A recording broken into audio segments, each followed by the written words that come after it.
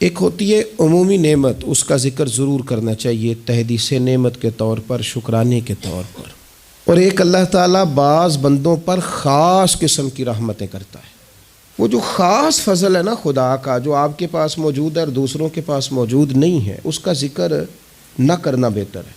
ایک چیز ایسی جو آپ کے پاس خدا کی خاص رحمت سے ہے، واللہ یختص برحمتہ من یشاء، اللہ تبارک و تعالیٰ بعض بندوں کو اپنی رحمت سے خاص کر لیتا ہے، اور آپ کے پاس ہے لیکن دوسروں کے پاس موجود نہیں ہے۔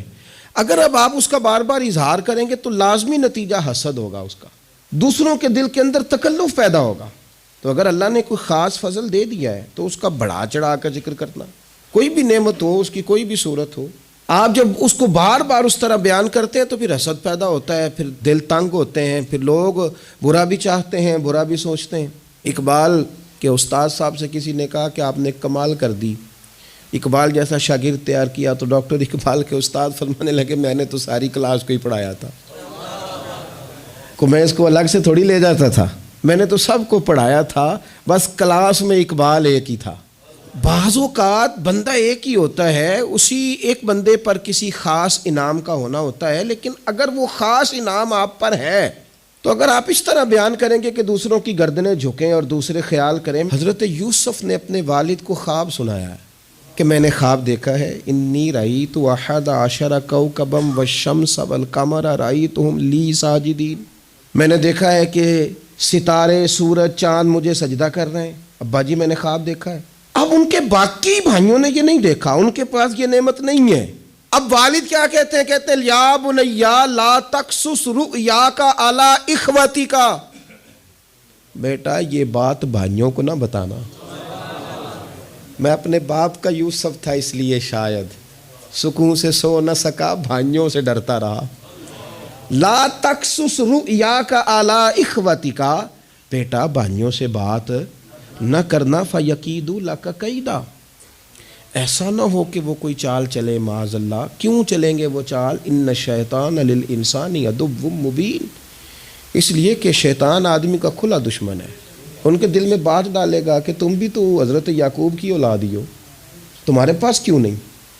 اگر آپ کے پاس کوئی خاص نعمت ہے، نبی پاک صلی اللہ تعالیٰ علیہ وسلم نے فرمایا کہ لوگوں سے چھپا کے نا اپنے مقاصد کی کامیابی پر مدد طلب کرو، چپ کر کے اللہ سے مدد طلب کرو اور مقاصد میں کام کرتے جاؤ، کیونکہ ہر نعمت والے پر حسد کیا جاتا ہے۔